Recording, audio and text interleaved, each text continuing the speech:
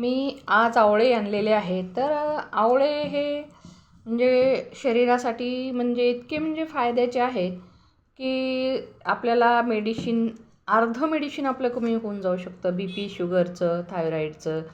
तर आवळा हा जो पदार्थ म्हणजे आवळा जो आहे, याचे अनेक पदार्थ बनतात. त्याच्यापासून लोणचं बनतं, मुरब्बा बनतं, आवळ्याची पावडर बनते आणि कँडी बनते. असं बऱ्याच काही वस्तू बनतात. तर ह्या सगळ्या वस्तू आपण जेव्हा आवळा आपल्याला उपलब्ध असतो बाजारामध्ये, तेव्हा तुम्ही या वस्तू सगळ्या बनवून ठेवायला काही हरकत नाही.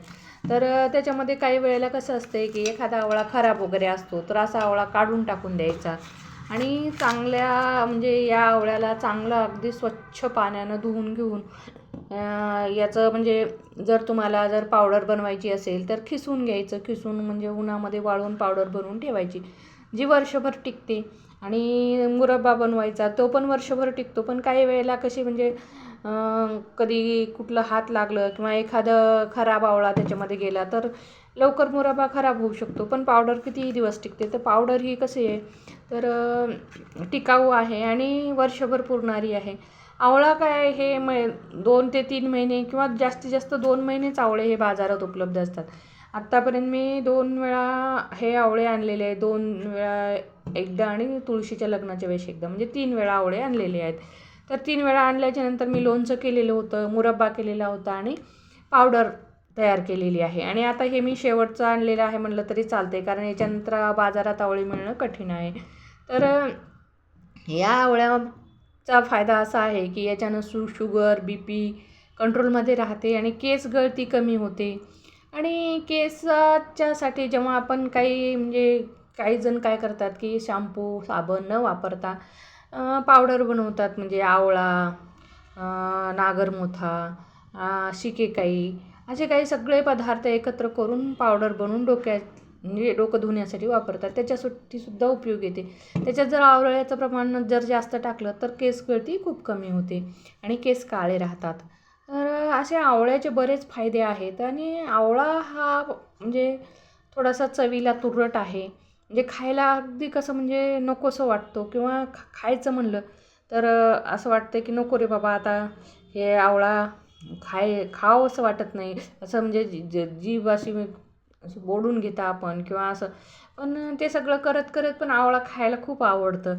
आवळा खाल्ल्याच्या नंतर जर पाणी पिलं ना तर खूप टेस्टी लागतं पाणी. आम्ही लहानपणी खूप म्हणजे असं करायचं की आवळा खाल्ल्याच्यानंतर पाणी प्यायचं आणि दिवसातून सारखा आवळा खात राहायचं. कारण कसं आहे की गावामध्ये आवळ्याची झाडं भरपूर राहायची शेतामध्ये आणि आवळे हे फ्री भेटायचे. तसं कसं म्हणजे पूर्वी कसं होतं, गावामध्ये झाडं प्रत्येक गोष्टीची झाडं राहतात शेतामध्ये. बिब्याची झाडं, आवळ्याची झाडं, बेलाची झाडं, आंब्याची झाडं, जांभळाची झाडं, ह्या सगळ्या झाडांची फळं आपल्याला फ्रीमध्ये खायला उपलब्ध होती पूर्वी. आता कसं आहे की आता काहीही घ्यायचं म्हणलं तर पैशाशिवाय पर्याय नाही आहे. पण पूर्वी पैसा नव्हता पण या सगळ्या गोष्टी उपलब्ध होत्या. आता कसं उलटं झालेलं आहे, पैसा आहे पण या सगळ्या गोष्टी आता उपलब्ध नाही आहेत म्हणजे योग्य प्रकारच्या. पूर्वी कसं होतं, झाडाचं तोडून खाण्यामध्ये जी मजा होती ती बाजारातून आणून खाण्यामध्ये आता मजा राहिलेली नाही. तर आणि आमचं म्हणजे माझं जे माहेर होतं हे थोडंसं म्हणजे कोरडवाहू जमिनी होत्या, पण तिकडं फळांची झाडं वगैरे भरपूर होती. आपण चारोळी म्हणताना किती महाग चारोळी आपण घेता, किती तोळ्याच्या भावानं घेता. पण आम्ही जेव्हा आमच्या शेतामध्ये किंवा आमच्या माळावरच्या झाडाला ज्या चारोळी लागायची ती पिकलेली चारोळी असायची, तर आम्ही ते काळे काळे व्हायचे चारोळे, तर ते चारोळे म्हणजे असे चगळून खायचे आणि ते थुंकून टाकायचे. त्याला पुन्हा त्या बियाला फोडायचं आणि त्याच्यातून चारोळी निघायची. तर त्या चारोळीची टेस्ट काही वेगळीच होती. आणि शेतामध्ये झाडं असल्यामुळं चारोळीचं कसं म्हणजे खूप छान चारोळ्या भेटायच्या, ताज्या ताज्या चारोळ्या भेटायच्या. आणि उन्हाळ्यामध्ये शाळेला सुट्ट्या राहायच्या तर आम्ही काय करायचं की चारोळ्या फोडायचे आणि चारोळ्या स्वतःच फोडून स्वतः खायचं. चिंच राहायची. या सगळ्या गोष्टी कसं पूर्वी घरामध्ये उपलब्ध होते आणि घरामध्ये उपलब्ध असल्यामुळं ते फुकटच राहायचे, मग खूप खाण्यात यायची. आता कसं झालेलं आहे, प्रत्येक गोष्ट विकत आणल्यामुळं मोजून मापून खाण्यात येते. आणि आता माझ्या आईवडिलांच्या शेतामध्ये आंब्याची झाडं नव्हती, पण माझ्या आजोळी जे होते ती माझ्या आजोबांच्या शेतामध्ये जवळपास 15 आंब्याची झाडं होती. आंबे इतके खायचे आम्ही की कंटाळा यायचा, जेवणच करायचं नाही. आंबे आणि भुईमुगाच्या शेंगा खाल्ल्याच्यानंतर बिलकुल भूक लागायची नाही. तर मला हे सांगायचं उद्देशच हे आहे की पूर्वी पैसा कमी होता, पण वस्तू आणि हे पदार्थ असे सगळे फळं वगैरे जास्त मिळायचे. मला तर वाटतं की पूर्वीचाच काळ ठीक होता. पैसे कमी होते, पण शांती होती आणि समाधान होतं. आता पैसा भरपूर आहे, पण भणभणी जास्त आहे, म्हणजेच असमाधान आहेत लोक. तर तुम्हाला काय वाटतं या आवळ्यांना पाहून आणि हे असे आवळे तुमच्या शेतात आहेत का आत्ताही? आता माझ्याही शेतात काय आहे काय नाही मलाही माहिती नाही.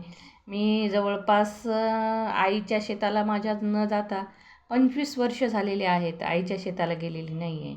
आणि माझं स्वतःचं जे शेत आहे ते थोडंसं लांबच आहे, त्याच्यामुळं माझ्या शेतालाही मी वर्षाला 2 वर्षाला एकदाच शेताला भेट द्यायला जाते. कारण कसं आहे, आता मुलाचं शिक्षण चालू आहे म्हणून जाणं होत नाही. पण कसं आहे, माझं सगळं म्हणजे शेती वगैरे घर या सगळ्या गोष्टीमध्ये मला असं म्हणजे इंटरेस्ट आहे. आणि मी जेव्हा केव्हा रिटायर होईन, म्हणजे मी तशी काही म्हणजे नोकरी करत नाही, पण जे काही माझं काम आहे त्या कामातून जेव्हा मी रिटायर होईन तेव्हा मला शेती करायला फार आवडेल. आणि मी माझी जिथं शेती राहील तिथं मी जाऊन राहीन असं मला वाटतं. आता माझी शेती जी आहे सध्या, माझी खूप कमी शेती आहे. जेव्हा मला जर थोडीच बहुत आणखी शेती भेटली आणि जास्त जिथं शेती राहील तिथं जाऊन राहण्याचा मी प्रयत्न करणार आहे. कारण आता मला शहराचा म्हणजे कंटाळा म्हणण्यापेक्षा आता थोडंसं कसं आहे की शेताकडं जाऊन राहावं किंवा चांगल्या निसर्गरम्य अशा वातावरणात राहावं असं मला वाटायला लागलेलं आहे. पण या सगळ्या गोष्टी शक्य होतात नाही होतात माहिती नाही. कारण माझा मुलगा एकटाच असल्यामुळं मला त्याच्यासोबत राहावं लागतं. मग नंतर त्याचं एखाद्या वेळेस लग्न झालं, फॅमिली आली, तर एखाद्या वेळेस मला जर जमलं तर मी जाऊन नक्कीच जिथं माझं शेत आहे त्या क्षेत्रामध्ये जाऊन राहण्याचा मी प्रयत्न करेन. तर आजचा हा तुम्हाला कसा वाटला व्हिडिओ? आवळ्याच्या संदर्भात बोलता बोलता इकडच्या तिकडच्या गोष्टी झालेल्या आहेत. आणि कसं असते की मला डायबिटीज असल्यामुळं मी फळं खाण्यावर जास्त भर देते, फळं भाज्या याच्यावरच भर देते, त्यामुळं माझी तब्येतही चांगली आहे. आणि विशेष एक सांगायचं राहिलं की जसं मी आता हे 3 महिन्यापासून आवळ्याचं सेवन करते, तसं मला माझे म्हणजे गुडघे दुखायचे जवळपास 50% गुडघे दुखायचे कमी झालेले आहेत. आणि असं चैतन्य निर्माण झालेलं आहे शरीरामध्ये, म्हणजे स्फूर्ती आलेली आहे. मी आता काम करू शकते, नाही तर मला असा सारखा कंटाळा येत राहायचा. हे काम करायचं ते काम करायचं म्हटलं का मला सारखं कंटाळवाणं वाटत होतं. पण जसं मी आवळ्याचं सेवन करते, फळांचं सेवन करते, तसं मला वाटते डायबिटीजही थोडं बहुत कंट्रोलमध्ये आहे. आणि गुडघेही थोडेसे कंट्रोलमध्ये आहेत. आणि बॉडी पेन कमी होत असल्यामुळं स्फूर्तीही राहणारच आहे. आणि काम करायला हे एक प्रकारची ऊर्जा मिळते, म्हणजे तब्येत चांगली असल्यामुळं. आणि कुठल्याही गोष्टीचा त्रास नाही, एवढा आहे त्रास, पण आता 50% त्रास कमी झाल्यावर मग माणसाला कसं चांगलंच वाटणार आहे ना. अगदी तसंच. तर आता कसं आहे की माझ्या या चॅनलवर जर तुम्ही नवीन असाल तर लाईक करा, शेअर करा आणि सबस्क्राईब करायला विसरू नका. बेल आयकॉनवर क्लिक करा, म्हणजे कसं आहे की माझे जे काही नवीन व्हिडिओ येतील त्याचं नोटिफिकेशन तुम्हाला मिळत जाईल.